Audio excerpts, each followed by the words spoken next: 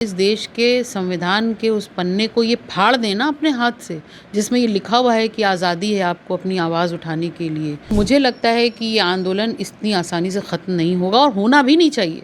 ये 2 इंजनों के बीच में जनता पिस रही है, दब रही है और ये इंजनों को अलग होना बहुत ज़रूरी है। 2027 का जो बिगुल बज रहा है जनता की तरफ से, ये उसकी बौखलाहट है। क्या प्रधानमंत्री जी का बस अपने मंत्रियों पर नहीं रह गया है? और अपने आप को विश्व गुरु कहते हुए इनको शर्म नहीं आती है?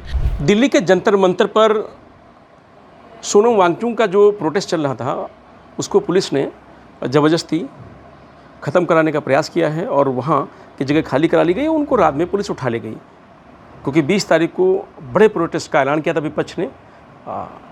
क्या है पूरा मामला और क्यों इस तरीके की कार्रवाई केंद्र सरकार ने की है, इस पर बात करने के लिए हमारे साथ सुमैया राणा जी हैं।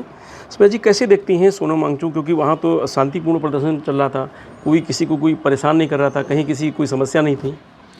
देखिए, कोई भी आंदोलन रहे हों, इससे पहले जो हम लोगों के आंदोलन हुए हैं तमाम ऐसे CNRC से लेके और अब तक तमाम, किसमें उत्पात हुआ? किसी में नहीं हुआ, सब शांतिपूर्ण होते थे।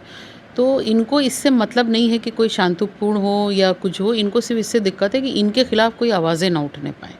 जिस तरीके से सोनम वांगचुक जी को ये अवैध तरीके से जबरन उठा करके ले गए हैं उस स्थल को खाली कराने के लिए जहाँ पे ये प्रोटेस्ट चल रहा था, और उनके साथ मारपीट भी की गई है अभिजीत जो हैं, हाँ, दीपिका जी से, वो सब बहुत दुर्भाग्यपूर्ण है। एक बहुत बड़ा सवाल ये बन कर के आ रहा है, क्या प्रधानमंत्री जी का बस अपने मंत्रियों पर नहीं रह गया है? 2 बातें हैं, या तो वो जान करके इस्तीफ़ा नहीं ले रहे हैं, देने को कह रहे हैं, और या फिर इनके मंत्री इनके काबू में नहीं है। और वहाँ पर बैठे हुए सैकड़ों लाखों लोगों की जो भीड़ है, जो आंदोलनरत जो युवा हैं, छात्र हैं, उनके साथ जिस तरीके से बर्बरता कर रही है ये सरकार, ये बहुत ही दुर्भाग्यपूर्ण है।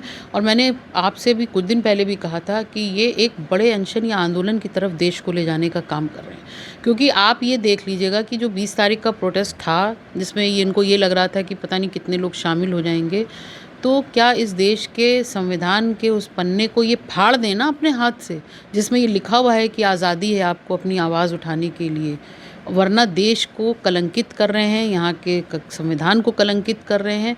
और जिस तरीके से मोहम्मद अली जौहर यूनिवर्सिटी हो, जामिया मिलिया इस्लामिया हो, JNU हो, AMU हो, और उसके बाद ये छात्र जो अनशन पर बैठे हैं, इन युवाओं को ये क्या करना चाहते हैं? यानी कि जो आपका झंडा लेकर के और आपके धार्मिक नारों के साथ आगे बढ़े, जो बलात्कारी हो आप उसका तो स्वागत करेंगे, लेकिन वही युवा जब आपसे सवाल करने लगे, आपकी मंसूबों पर बात करने लगे, तो आप उनके साथ बर्बरता करेंगे। ये सिर्फ उसकी कहानी हो रही है। तो मुझे लगता है कि ये आंदोलन इतनी आसानी से ख़त्म नहीं होगा और होना भी नहीं चाहिए। मेरा अपनी अपील है कि इस आंदोलन को इतनी आसानी से ख़त्म नहीं होना चाहिए, वरना ये सरकार अभी आप सड़कों पर आ रहे हैं तो आपको परेशान कर रही है, कल को ये आपके घरों में घुस के भी आपको प्रताड़ित करने का काम कर सकती है। उसको भी लोगों ने देखा है, आपकी भी उसकी भुक्तभोगी रही हैं। मैंने तो जो नज़ारे देखे हैं और जो कैद हैं कि क्या कैसे पुलिस का इस्तेमाल करके इसी लखनऊ के अंदर, इसी चौक में और नखास में, जिस तरह घरों में घुस करके इन्होंने धार्मिक किताबों का अपमान किया, अपने से गाड़ियों के शीशे तोड़े, पत्थर चलाए, पुलिस द्वारा पत्थर जमा किए गए 19 दिसंबर के आंदोलन के लिए जो 2025 में हुआ था। सब आंखों देखी है, सब जानते हैं, लेकिन वही होता है कि जिसकी लाठी उसी की भैंस। ये इस तरीके से देश चलाने का काम कर रहे हैं। और आपको एक बहुत इम्पॉर्टेंट बात ये कि ये सोशल मीडिया का युग है। ये बातें सिर्फ अपने देश के अंदर तक निहित नहीं हैं, ये बाहर भी फैल रही हैं। देश को आप क्यों, वैसे ही देश किस पायदान पे है सबको मालूम है। अगर आप उसकी बात करें, अर्थव्यवस्था की बात करें, तो हम निचले पायदान पे हैं, बेरोज़गारी में निचले पायदान पे, विश्व लेवल पे, और अपने आप को विश्व गुरु कहते हुए इनको शर्म नहीं आती है। डबल इंजन की सरकार है तो डबल इंजन की सरकार क्या 2 इंजनों के बीच में दबा देगी क्या जनता को? ये 2 इंजनों के बीच में जनता पिस रही है, दब रही है, और ये इंजनों को अलग होना बहुत ज़रूरी है। 2027 का जो बिगुल बज रहा है जनता की तरफ से, ये उसकी बौखलाहट है और ये उसमें हर कोशिश कर रहे हैं। लोगों को सेंटिमेंटली ब्लैकमेल करने की भी कोशिश कर रहे हैं, लोगों को वैसे भी ब्लैकमेल करने की ED, CBI और CID की जांच से भी कर रहे हैं, SIT की जांचों से। अब वो नहीं मान रहे हैं तो फिर अब आप साम दाम दंड भेद सबका सहारा क्या ले लग रहा है कि जो इंडिया गठबंधन का पहले समाजवादी पार्टी की तरफ से डिम्पल यादव गई, तमाम सारे नेता गए, अखिलेश यादव ने बात करी, उसके बाद कांग्रेस की तरफ से भी डेलीगेशन गया, तो लग रहा है कि इंडिया गठबंधन के समर्थन के बाद बीजेपी को लगा कि बड़ा आंदोलन हो जाएगा, कहीं ज़्यादा। बिल्कुल, देखिए मैं ये कहना चाह रही हूँ कि जब इन्होंने एक आंदोलन को हवा दी थी, आपको याद होगा जब कांग्रेस का ज़माना था अन्ना आंदोलन को, तब तो कोई बर्बरता नहीं हुई, पूरी छूट थी, सड़कों पे लोग निकल रहे थे। और यहाँ पे मैंने लखनऊ में भी देखा स्टूडेंट्स अपने हाथ से प्ले कार्ड्स बना बना के जा रहे थे, क्योंकि इस देश के संविधान में अब इनको ये लग रहा है कि देश का एक बड़ा विपक्ष हमारे खिलाफ है और इनके फेवर में है, और उसके साथ साथ जनता भी उससे सहमत हो रही है। आप देखिए, चाहे फिल्म स्टार्स हों, इंडस्ट्रियलिस्ट हों, बहुत सारे गोदी मीडिया के लोग भी साथ में आ गए, तो अब इनको बौखलाहट है, ये बौखलाहट में उल्टे सीधे काम कर रहे हैं, और बौखलाहट में ही सरकार चली जाएगी उत्तर प्रदेश से, आप देखिएगा चली जाएगी 100% जाएगी बौखलाहट में। ये इनकी बौखलाहट बता रही है ना। जब आप अपना संयम खो दें अपने मंत्रियों पर से, आपका कोई दबाव ना रह जाए, आप ये बताइए, ये इतना आंदोलन तो 1 मिनट में ख़त्म हो सकता है। बिल्कुल।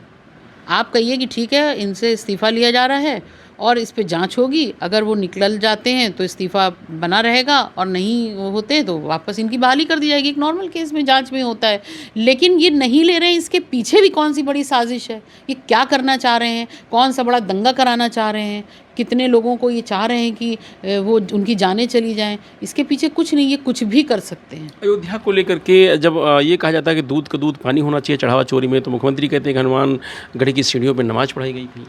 देखिए, अब आप इसी सवाल के और उनके जवाब से आप आंसर देख लीजिए कि क्या निकल सकता है।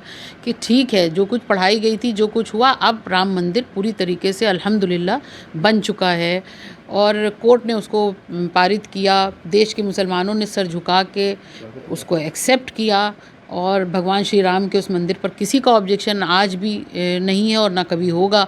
उस वक्त में आपने जो चोरियां की हैं, भगवान श्री राम के साथ जो छलावा किया है, जो इस देश की लाखों करोड़ों जनता के भावनाओं के साथ जो खिलवाड़ किया है, उसका जवाब दीजिए आप।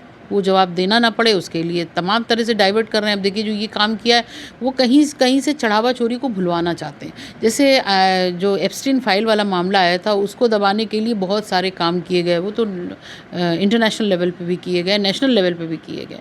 उसी तरीके से फिर ध्यान भटकाने की कोशिश है। लेकिन मुझे लगता है कि इस देश की सम्मानित जनता जो है उसको भूलना नहीं चाहिए, उसको संयम नहीं खोना चाहिए, हर एक चीज़ का हिसाब रखना चाहिए, और उसी हिसाब से जहाँ जहाँ चुनाव हो वहाँ पर उसका जवाब अपना मताधिकार से देना चाहिए।